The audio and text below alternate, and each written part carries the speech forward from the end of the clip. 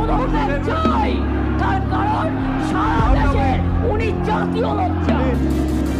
A model bill, a historic bill.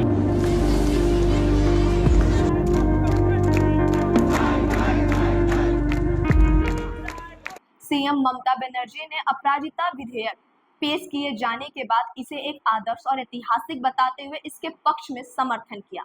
उन्होंने यह भी घोषणा की थी कि विधेयक के कानून बनने के बाद राज्य पुलिस के तहत एक विशेष इकाई अपराजिता टास्क फोर्स का गठन भी किया जाएगा।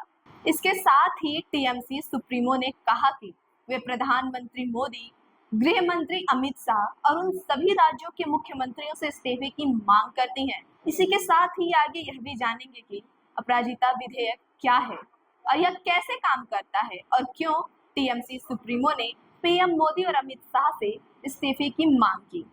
क्या है पूरा मामला, जानेंगे विस्तार से। नमस्कार दोस्तों, मैं हूं निधि और आप देख रहे हैं जनदर्पण का खास प्रोग्राम सत्ता गणित।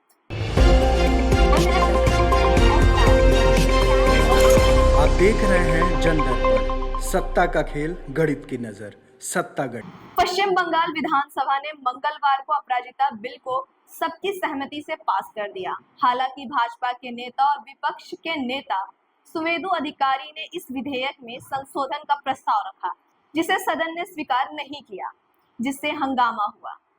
मुख्यमंत्री ममता बनर्जी ने इस बिल को ऐतिहासिक बताते हुए समर्थन किया और कहा कि विधेयक के कानून बनने के बाद राज्य पुलिस के तहत अपराजिता टास्क फोर्स का गठन किया जाएगा। पिछले महीने कोलकाता के आरजीकर मेडिकल कॉलेज और अस्पताल में एक प्रशिक्षु डॉक्टर के बलात्कार और हत्या के मामले के बाद टीएमसी सरकार ने विधानसभा का 2 दिवसीय विशेष सत्र बुलाया था। ममता सरकार इस बिल को इसी स्वरूप में पेश करना चाहती हैं। विपक्ष के नेता सुवेंदु अधिकारी ने कहा कि वे चाहते हैं कि बिल को जल्द लागू किया जाए, लेकिन उन्होंने यह भी जताया कि बिल को लेकर ममता सरकार जल्दीबाजी में है।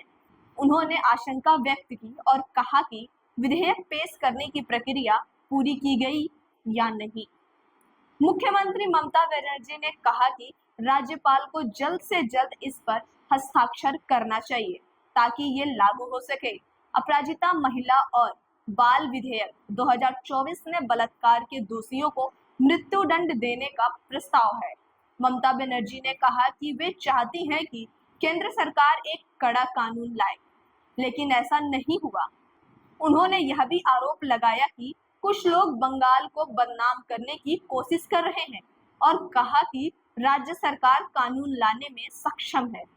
टीएमसी सुप्रीमो ने कहा कि वे प्रधानमंत्री मोदी, गृह मंत्री अमित शाह और उन सभी राज्यों के मुख्यमंत्रियों से इस्तीफे की मांग करती हैं, जिन्होंने महिलाओं और बच्चों की सुरक्षा सुनिश्चित करने वाले प्रभावी कानून को लागू करने में असफलता दिखाई है।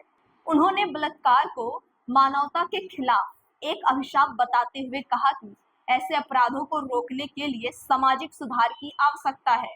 मुख्यमंत्री ने यह भी कहा कि इस विधेयक के पास होने के बाद पुलिस में एक विशेष अपराजिता टास्क फोर्स गठित किया जाएगा, जो बलात्कार के मामले की जांच को संयमबद्ध तरीके से पूरा करेगी। आइए अब आगे जानते हैं कि अपराजिता बिल की कौन कौन सी बातें मुख्य हैं।